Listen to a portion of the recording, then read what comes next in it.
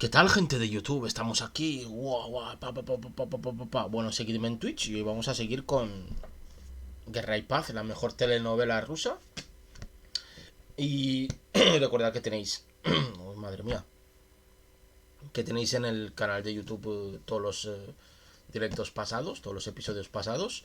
Por si queréis pues refrescar la memoria o escucharlos desde el inicio, pues tenéis toda la historia de Guerra y Paz, en sendos directos. Me voy a beber un poquito de café.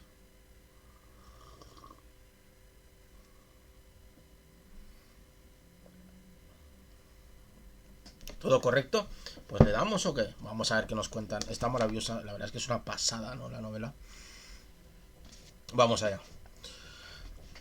Y vamos por la quinta parte, si no me equivoco. Y vamos a empezar el capítulo 7. Vamos allá. El amor entre el príncipe Andrei y Natasha y su felicidad fue uno de los motivos principales en el vuelco que dio la vida de Pierre.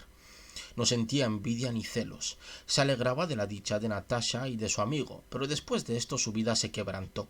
De repente, todo su interés en la masonería se vino abajo. Todo el trabajo de introspección y autoperfeccionamiento se perdió. Frecuentaba el club y de este salía con sus viejas amistades a visitar a mujeres. Desde ese momento comenzó a llevar una vida tal que la condesa Elena Vasilevna consideró necesario llamarle seriamente la atención. Sin avisarla, Pierre partió para Moscú. En Moscú apenas hubo entrado en su inmensa mansión con las princesas flacas y secas y la numerosa servidumbre ociosa, apenas vio al pasar por la ciudad esa Virgen de Iberia con sus velas, esa plaza con la nieve sin pisar, esos cocheros, esas casitas de Sivstev Vrasek. Apenas vio a los viejos señores moscovitas, que sin deseos ni prisas reñían y terminaban ahí sus vidas, apenas vio a las viejas señoras moscovitas y el club inglés, se sintió como en su propia casa, como en un refugio tranquilo. Desde el día en que llegó a Moscú no abrió su diario ni una sola vez, ni acudió a visitar a sus hermanos masones. Se entregó de nuevo a sus principales pasiones, de las cuales se confesó cuando fue admitido en la logia, y aunque no se encontró satisfecho, sí al menos alegre. Qué horror e incluso desprecio habría experimentado 7 años atrás, antes de la batalla de Austerlitz, y justo cuando acababa de llegar del extranjero, si le hubiesen dicho que no hay nada que sea menester buscar e inventar, y que su vida estaba encarrilada y trazada desde hacía mucho tiempo. Casarse con una belleza, vivir en Moscú, ofrecer comidas, jugar al Boston, injuriar ligeramente al gobierno, parrandear de vez en cuando con los jóvenes y ser miembro del club inglés. Deseaba proclamar la república en Rusia. Quería ser Napoleón y también filósofo. Quería beberse de un trago una botella de ron sentado en la ventana, ser un estratega, vencer a Napoleón, regenerar el depravado género humano y conducirse él mismo hacia la perfección. Quería instituir colegios y hospitales y emancipar a los campesinos, pero en vez de esto resultaba ser el rico marido de una mujer infiel, un gentil hombre de cámara, retirado miembro del club inglés al que le gustaba comer, beber y, desabrochándose la chaqueta, hablar mal del gobierno. Pierre encarnaba a todos estos tipos, pero ahora no podía ni tenía fuerzas para creer que él era esa misma clase de gentil hombre moscovita de cámara retirado que tan profundamente despreciaba 7 años atrás. Le parecía que era completamente diferente a ellos, alguien especial. Los otros eran gente insulsa, tontos, pero él, aun a pesar de estar descontento de todo, seguía sintiendo ganas de hacer algo por la humanidad.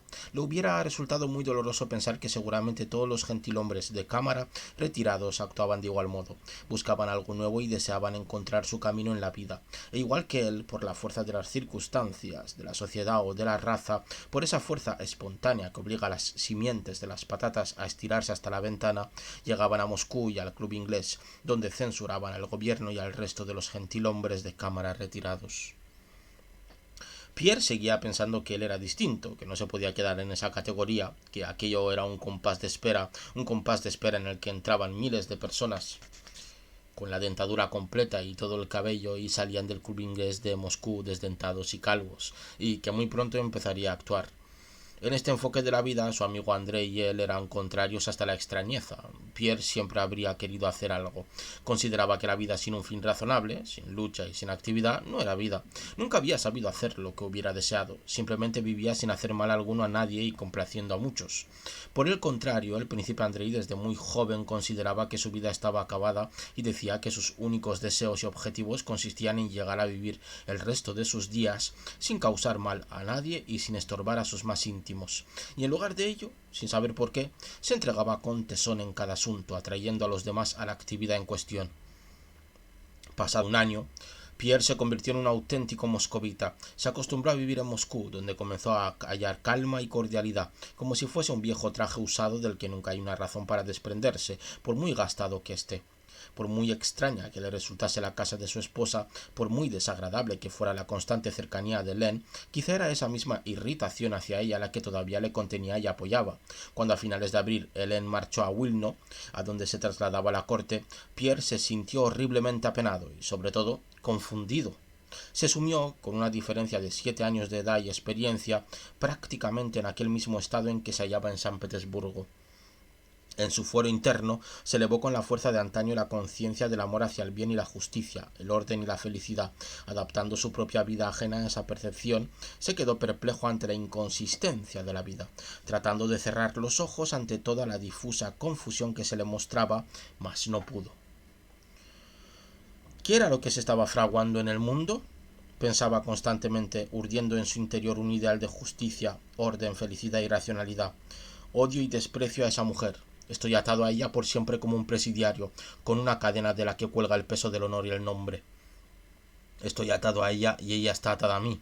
Su amante Boris la repudiará para casarse con una mujer estúpida y aburrida, y después echará a perder todos los buenos sentimientos para ponerse al mismo nivel que su esposa.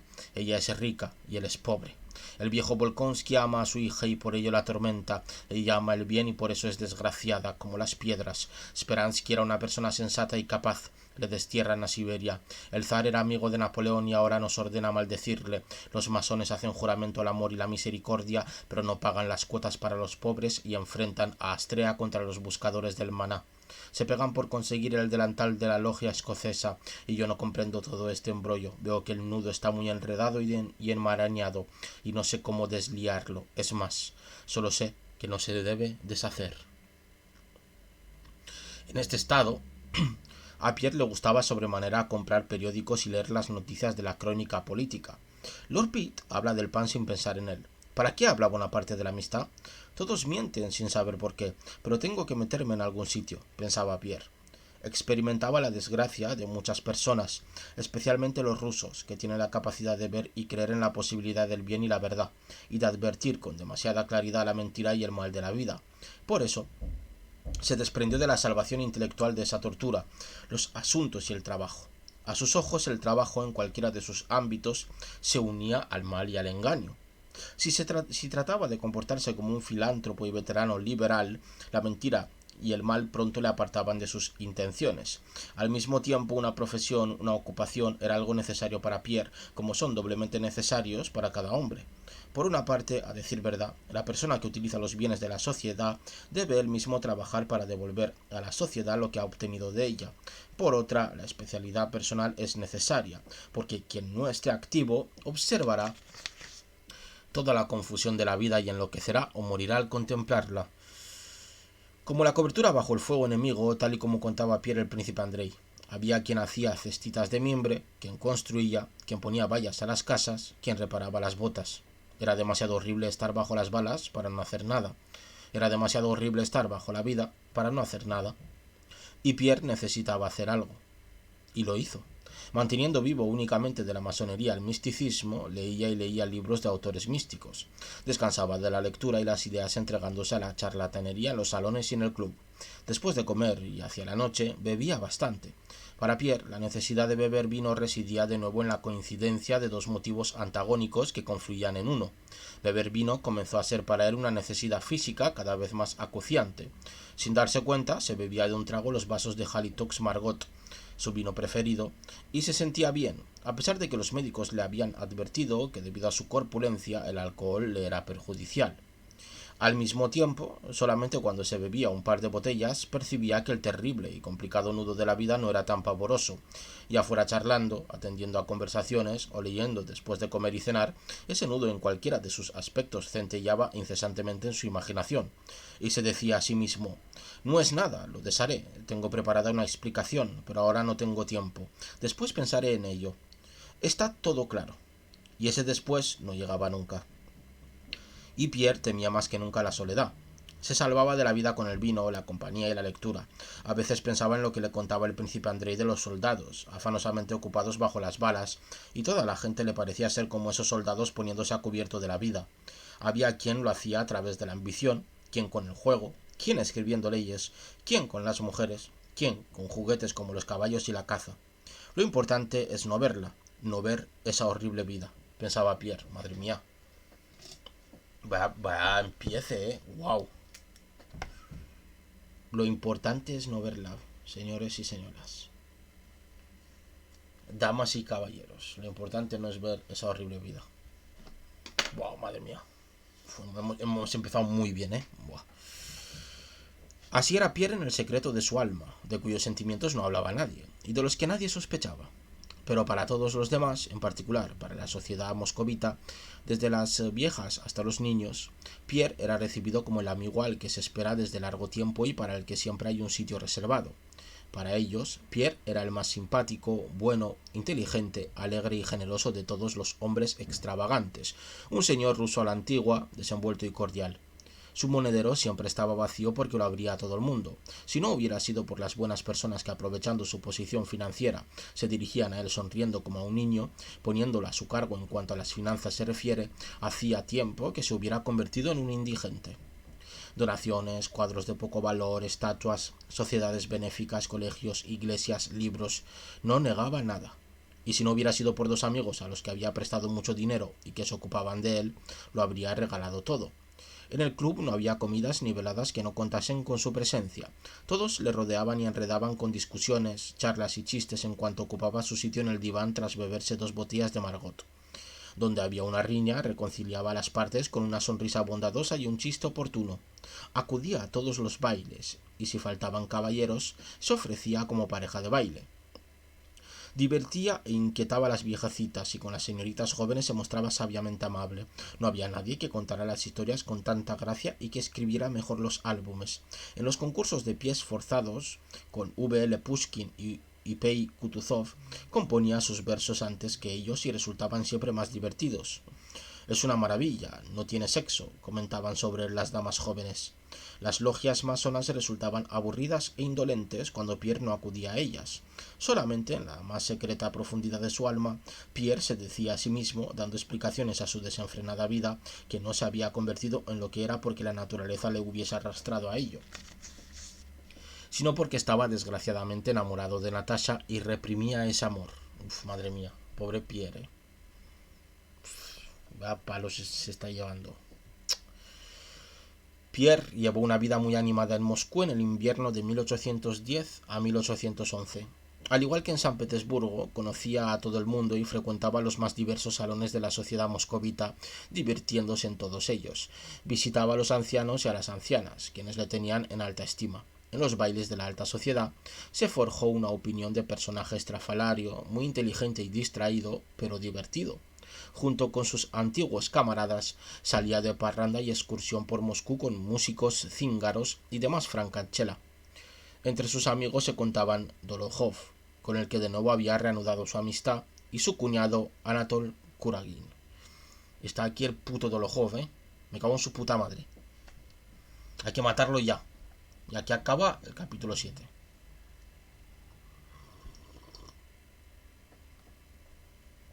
Un poquito de café. ¡Uah! Qué bueno. Y vamos con el capítulo 8 de la quinta parte. A principios del invierno, el príncipe Nikolai Andreevich y su hija llegaron de nuevo a Moscú. Por su pasado, por su inteligencia y originalidad, y sobre todo a causa del debilitamiento de su entusiasmo por el reinado del zar Alejandro I, de la hostil influencia francesa y de las corrientes de opinión patrióticas que imperaban en aquel momento en Moscú, El príncipe Nikolai Andreevich enseguida se convirtió en objeto de respeto y fidelidad por parte de los moscovitas y en el centro de la oposición de Moscú al gobierno. El anciano príncipe había envejecido mucho en ese año. Se podía ver tanto en su aspecto como en las tristes señales de la vejez, la somnolencia intempestiva, el olvido de acontecimientos recientes y la buena memoria para los lejanos, y principalmente en esa infantil vanidad con la que asumía el papel de jefe de la oposición y con la que recibía las ovaciones de los moscovitas. Pero a pesar de todo, cuando el anciano, especialmente por las tardes, aparecía a la hora de tomar el té con sus pieles y su empolvada peluca, y comenzaba, incitado por alguien, a relatar entrecortadamente el pasado, o de manera aún más intermitente a contar sus drásticas opiniones sobre el presente, uno no podía dejar de admirarse por una mente, memoria y exposiciones tan lúcidas. Para los visitantes, toda su antigua mansión con sus enormes espejos de entrepaño y muebles de estilo prerrevolucionario, los lacayos empolvados y el mismo anciano enérgico que su dulce hija y la linda señorita francesa veneraban, constituían un espectáculo majestuoso y agradable. Pero quienes la visitaban no pensaban que además de las 2 o 3 horas durante las que veían a los dueños, existieran otras 21 en las que transcurría su misteriosa vida íntima doméstica.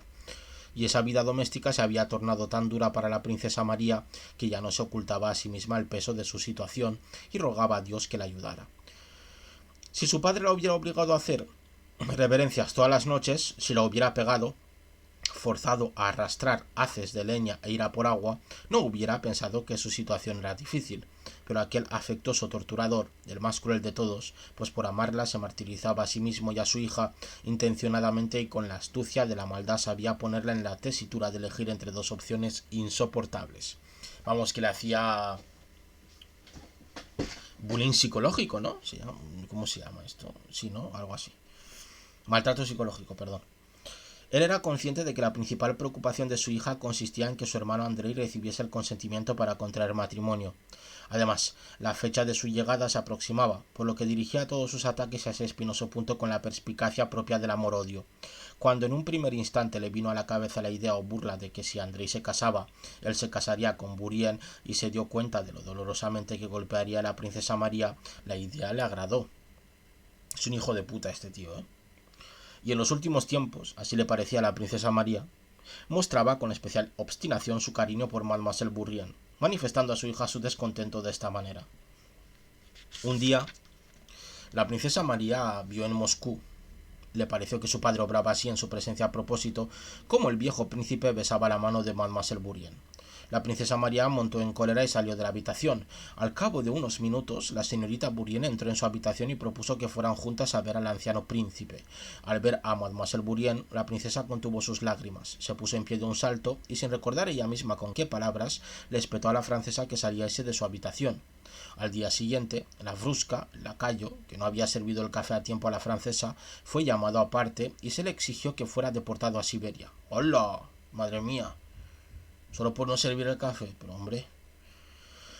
¿Cuántas veces en este tipo de situaciones la princesa María recordaba las palabras de Andrei sobre a quién hacían mal los derechos de la servidumbre? El príncipe dijo delante de ella que él no podía exigir el respeto de las personas hacia su amiga Amélie Evgenevna si su hija se permitía perder los estribos delante de ella. La princesa María pidió perdón a Amélie Evgenevna para salvar a la Vrúška del destierro. Ya no existía el consuelo anterior del monasterio y la peregrinación. No tenía amigas. Julie, con la que había mantenido correspondencia durante 5 años, le resultó completamente extraña cuando la princesa se reunió con ella. En ese tiempo, Julie, que tras la muerte de sus hermanos se había convertido en uno de los mejores partidos de Moscú, se encontraba en pleno apogeo del disfrute de los placeres mundanos. Aparecía siempre rodeada de jóvenes que la conocían de mucho tiempo atrás y que, según pensaba ella, finalmente habían apreciado sus cualidades. Julie se hallaba en ese periodo en que las señoritas de la alta sociedad sienten que envejecen y que les ha llegado la última posibilidad de casarse, ahora o nunca. Los jueves, la princesa María recordaba con una sonrisa triste que ya no tenía a quien escribir, pues Julie, cuya presencia no le causaba ninguna alegría, estaba en Moscú y se veían cada semana. Recordaba cómo un viejo emigrado renunció a casarse con la dama con la que pasaba las tardes porque ¿dónde iba entonces a pasar las tardes? La sociedad mundana no existía para la princesa María. De todos era sabido que su padre no le permitía frecuentarla, por lo que no la invitaban. Ella decía que no podía dejar solo a su enfermo padre y todos admiraban su amor y su entrega a él. Muchos enviaban casamenteros para sus hijos, ya que Julie y ella eran en ese momento los mejores partidos de Moscú. Pero desde que se instalaron en Moscú, el príncipe Nikolai Andreevich se burló y trató como un trapo a todos los jóvenes que les visitaban, de tal manera que ya nadie se presentaba en su casa. Lo peor de todo fue que el encargo de su hermano no solo no se cumplió, sino que el asunto se arruinó completamente, pues el mero recordatorio sobre la condesa Rostova sacaba de sus casillas al anciano príncipe. En particular, esto resultaba muy penoso para la princesa María porque solamente muy raras veces, en los momentos más delicados, se permitía pensar que ella no tenía la culpa de todas las penalidades de su situación. La mayor parte del tiempo estaba firmemente convencida de que era precisamente ella la que obraba mal y con perfidia, siendo por tanto la culpable. Opinaba así en primer lugar porque en los últimos tiempos, en particular en Moscú, esperando la llegada de su hermano cualquier día, siempre se hallaba en tal estado de agitación que no encontraba la capacidad que tenía antes para pensar sobre el futuro ni su anterior amor a Dios. No podía rezar con todo el alma como antes, y sentía que únicamente cumplía con un rito. En segundo lugar, se sentía culpable porque en su relación con Coco, que estaba a su cuidado, reconocía en sí misma con horror los rasgos coléricos propios de su padre. Se decía innumerables veces que no debía acalorarse mientras instruía a su sobrino, pero casi siempre que se sentaba con el puntero para tomarle el alfabeto francés, deseaba transmitir sus conocimientos a la cabecita de Coco con tanta rapidez que aun a pesar de concentrar la afectuosa luz radiante de sus ojos sobre él, este pronto comenzó a temer que se enojara. Coco no comprendía. La princesa temblaba, se movía con prisa, se enfadaba, a veces levantaba la voz, le tiraba del brazo y si lo ponía en el rincón, entonces se dejaba caer sobre el diván, se cubría con sus hermosas manos y sollozaba reconociendo su maldad y perversidad. Coco, imitando sus sollozos, se acercaba a ella y le separaba de la cara las manos húmedas, pero nada le hacía sentir más intensamente su depravación y culpabilidad como cuando su padre, al que a veces reprochaba alguna cosa, se ponía a buscar sus gafas en su presencia tanteando con las manos junto a ellas pero sin verlas, o como cuando se olvidaba de lo que acababa de suceder, o cuando daba un débil paso en falso y se volvía para ver si alguien le había visto, o como cuando, y esto era lo peor de todo, durante la comida de repente se adormecía, dejando caer su servilleta y dando cabezadas. Sí, había envejecido y estaba débil. Él no era el culpable, ella sí. La princesa deseaba sostenerle la cabeza, apoyársela en el brazo superior del sillón y besarle tiernamente su frente surcada de arrugas, aunque ni siquiera se atrevía a pensarlo, pues eso lo hacía Mademoiselle Bourrienne. La princesa María temblaba de miedo al pensar que su padre advirtiera que ella lo hubiera visto. Aun esforzándose, no sabía ni ocultar ni mostrar sus deseos, y se odiaba y despreciaba a sí misma por ello.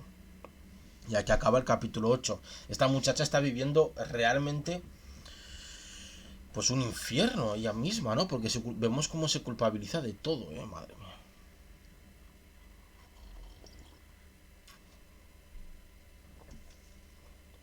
Nada más que tiene un padre hijo de puta, literal.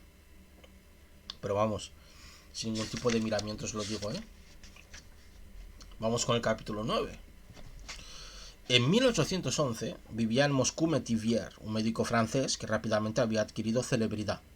Era muy alto, apuesto, amable, extraordinariamente instruido y educado como buen francés, y a decir de todos, un médico de excepcional valor. Era recibido en la alta sociedad no como a un médico, sino como a un igual. El príncipe Nikolai Andreevich, que se burlaba de la medicina, comenzaba en los últimos tiempos a permitir que le visitasen los doctores, al parecer sobre todo para reírse de ellos. También se solicitaron los servicios de Metivier, quien iba a casa del príncipe 2 veces por semana. Como en todas partes, Metivier, además de practicar la medicina, se afanaba por intimar con el paciente. El día de San Nicolai, onomástica del príncipe, todo Moscú acudió a la puerta de su casa, pero no recibió a nadie. Le entregó a la princesa María una lista con algunos nombres de personas a las que se debía invitar a comer. Metivier, que había acudido a felicitar al príncipe, dijo a la princesa María que, como médico, consideraba conveniente incumplir la orden y entró en la habitación del príncipe. Aquella mañana de su santo, el anciano príncipe se hallaba en uno de sus momentos de peor humor. Acababa de echar de su cuarto a la princesa y había lanzado el tintero a Tijón. estaba recostado y adormecido en su butaca volteriana, cuando el apuesto Metivier, con su tupé negro y rostro sonrosado, entró en la estancia y le felicitó. Se sentó a su lado y le tomó el pulso. Metivier, haciendo caso omiso de su mal humor, hablaba desenfadadamente, cambiando de un tema a otro. El anciano príncipe, con el ceño fruncido y sin abrir los ojos, haciendo caso omiso del desenvuelto y alegre estado de ánimo del doctor, continuó en silencio, de vez en cuando farfullando alguna palabra ininteligible y hostil.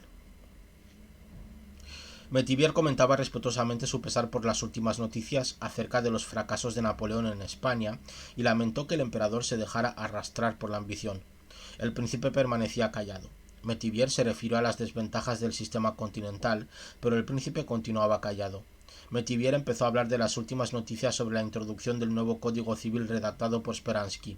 El príncipe callaba.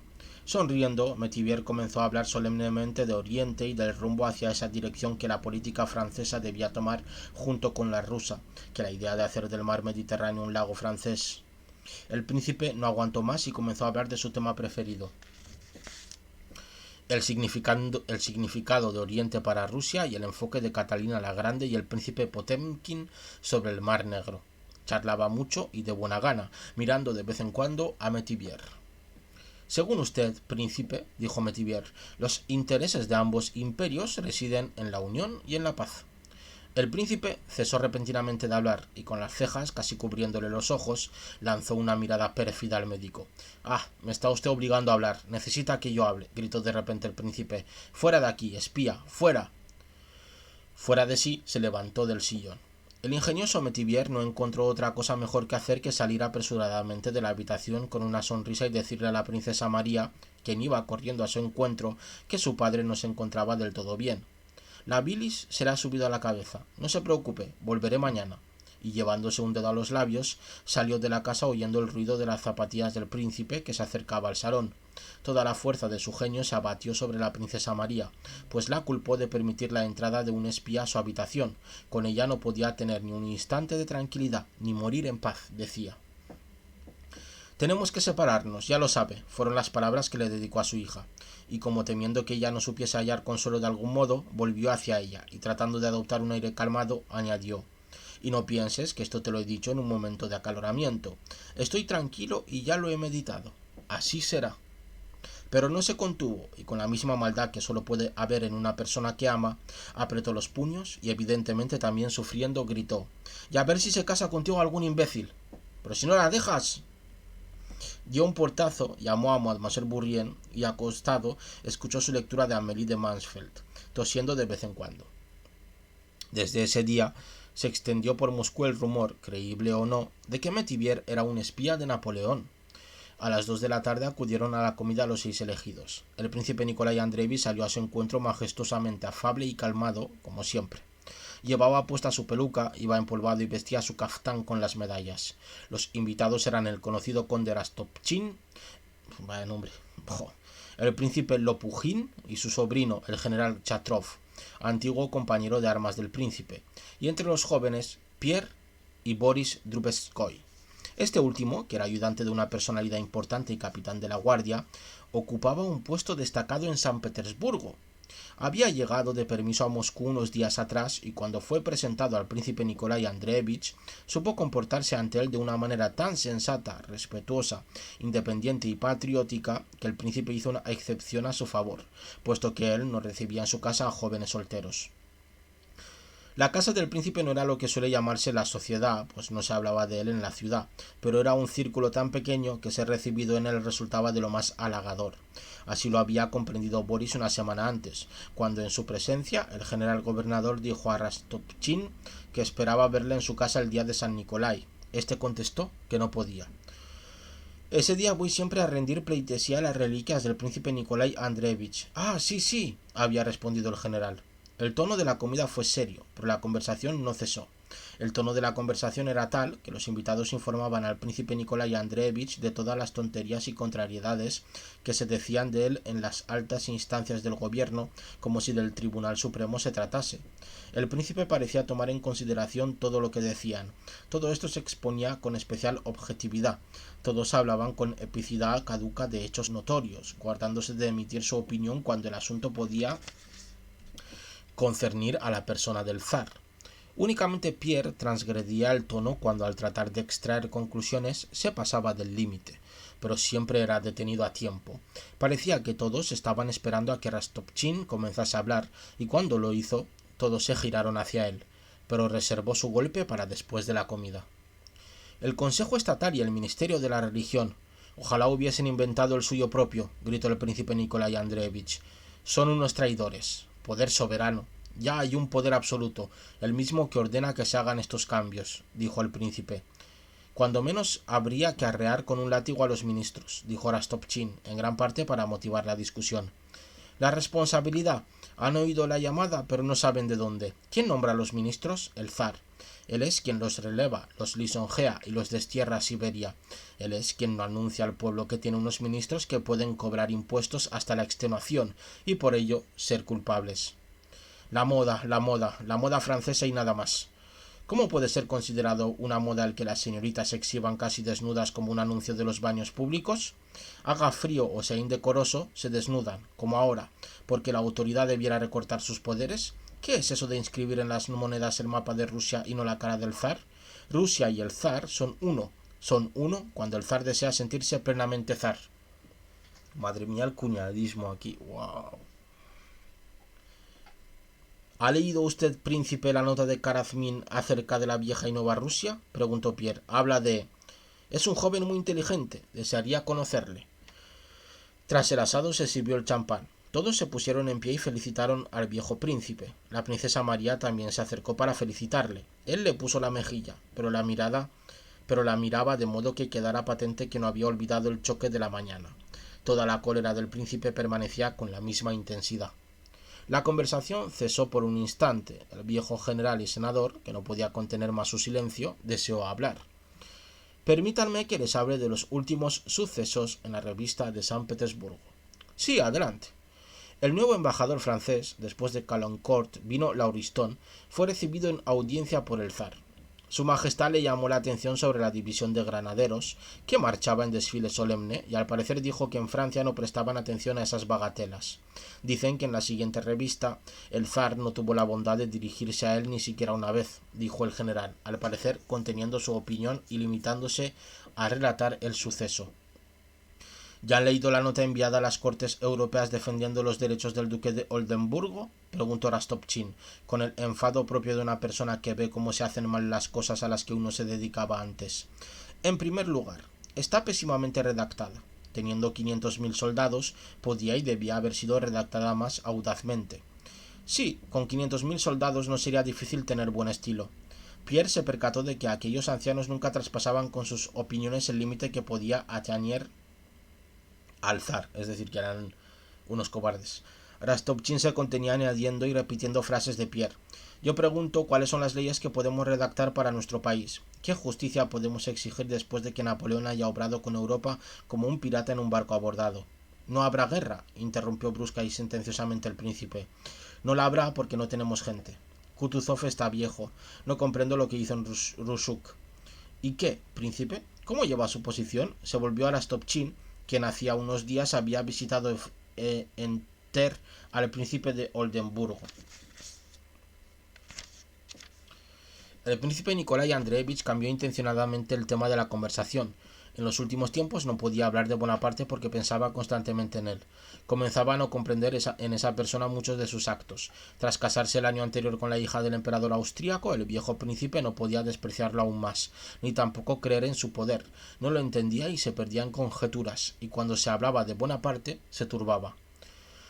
El duque de Oldenburgo soporta dignamente su infortunio con entereza y resignación, dijo Rostopchín, y prosiguió hablando sobre Bonaparte. Ahora el asunto llega hasta el Papa. ¿Qué hacemos que no lo adoptamos? Nuestros dioses son los franceses, nuestro reinado celestial es París, dijo volviéndose a los jóvenes Boris y Pierre. Los trajes son franceses, las ideas son francesas, los sentimientos son franceses. ¡Ay! Cuando miro a nuestra juventud me dan ganas de sacar del museo el viejo garrote de Pedro el Grande y romperles las costillas a la rusa. Bueno, excelencia, adiós. No se ponga enfermo ni se entregue a la melancolía. Dios aprieta, pero no ahoga. Adiós, querido mío. Eres como un gusli, que un gusli es un antiguo instrumento ruso de muchas cuerdas. Da gusto escucharte. Ah, mira, ¿ves? contestó el viejo príncipe reteniendo su mano y ofreciendo su mejilla para que le besara. Los demás también se pusieron de pie con Rostopchín. Pierre se quedó solo, pero el viejo príncipe no le prestó atención y se marchó a sus habitaciones. Despidiéndose, Boris le dijo a la princesa María que él siempre había tenido a su padre en un pedestal, que era merecedora de él y que por ello no podía disfrutar de las distracciones sociales. Boris abandonó la casa junto con los demás, pero pidió su permiso para acudir de visita. La princesa María había permanecido en silencio en el salón mientras duró la conversación, escuchando todos esos bulos y chismorreos acerca de tan importantes cuestiones de Estado. No comprendió nada de lo que se hablaba, y cosa extraña, se dedicó únicamente a pensar en si los invitados habrían reparado o no en la hostil actitud de su padre hacia ella. Con mirada interrogativa se dirigió a Pierre, quien antes de salir, sombrero en mano, dejó caer su grueso cuerpo en el diván al lado de la princesa. ¿No ha notado nada?, parecía decir. Pierre se encontraba en el agradable estado de ánimo que sigue a una comida. Miraba de frente y sonreía silenciosamente. «Princesa, ¿hace mucho que conoce a este joven?», preguntó, señalando a Boris, que salía por la puerta. «Le conocí de pequeño, pero ahora hace poco tiempo». «¿Y qué? ¿Le gusta?». «Sí. ¿Por qué lo pregunta? ¿Se casaría con él?». «¿Por qué me lo pregunta?», respondió la princesa María, sonrojándose toda, a pesar de haber desechado ya toda idea de contraer matrimonio. «Porque cuando frecuento la sociedad, no su casa, sino la sociedad, me entretengo observando a la gente. Y ahora he observado que un joven sin posición financiera viene de permiso habitualmente a Moscú desde San Petersburgo con el fin de casarse con una novia rica». «¿Eso ha observado?», preguntó la princesa María, pensando todo el rato en sus asuntos. «Sí», prosiguió Pierre con una sonrisa. «Y ese joven se las arregla ahora de tal manera que allá donde esté un buen partido, ahí se presenta él. Leo en él como en un libro abierto. Ahora mismo está indeciso, no sabe a quién atacar primero, a Mademoiselle Yuri Kornakova o a usted». «¿De verdad?». Y la princesa pensó, «¿por qué no podría escogerle como amigo y confidente y contarle todo? Me aliviaría y él me proporcionaría su consejo». «¿Se casaría con él?». «Ay, Dios mío, hay momentos, conde, en que me casaría con cualquiera», dijo de repente la princesa sin darse ella misma cuenta de sus palabras, con la voz llena de lágrimas. «Ay, si usted supiera, amigo mío, lo duro que es querer a alguien tuyo y sentir que no puedes hacer nada por el que no sea doloroso y que no es posible cambiar nada. La única solución que veo es marcharme, pero ¿a dónde?». «¿Qué le sucede, princesa?». Pero la princesa no había terminado de hablar cuando comenzó a llorar. «No sé qué me pasa hoy», dijo, justificándose. «No me haga caso. Hablemos mejor de Andrei. ¿Vendrán pronto los Rostov?». «Según he oído, en unos días estarán aquí». La princesa, para olvidarse de sus problemas, le comunicó a Pierre su plan de cómo ella, sin decirle nada a su padre, trataría de intimar con la futura novia en cuanto los Rostov llegaran a Moscú y de procurar que el viejo príncipe se acostumbrara a Natasha y la quisiese. Pierre dio su completa aprobación a ese propósito. «Solo una cosa», dijo Pierre saliendo del salón y mirándola a los ojos con especial cordialidad. «Acerca de lo que ha dicho sobre usted misma, recuerde que tiene un fiel amigo. Yo». Y la cogió de la mano. «No, Dios sabrá lo que he dicho. Olvídelo», respondió la princesa. «Únicamente hágame saber cuando llegan los Rostov». Esa misma tarde, la princesa se sentó como de costumbre junto a su padre con sus labores. Él escuchaba la lectura y graznaba con enojo mientras ella le miraba pensando mil cosas terribles de él. «Me odia, quiere que me muera». Ella volvió la cabeza. El viejo hinchó los labios y empezó a dar cabezadas con decrépita debilidad. Y aquí termina este maravilloso capítulo. Y el próximo día seguiremos con el capítulo 10 de esta quinta parte. Vamos avanzando. La verdad es que nuestro querido Tolstoy escribe como Los Ángeles. Es lo que hay. Así que terminamos directo. Espero que os haya gustado, como siempre. Yo os agradezco enormemente que os hayáis pasado por aquí. Y nos vemos en otros sendos directos, ¿vale? Os mando un abrazo, millones de besos. Y os tengo que contar una cosa. El directo se acaba.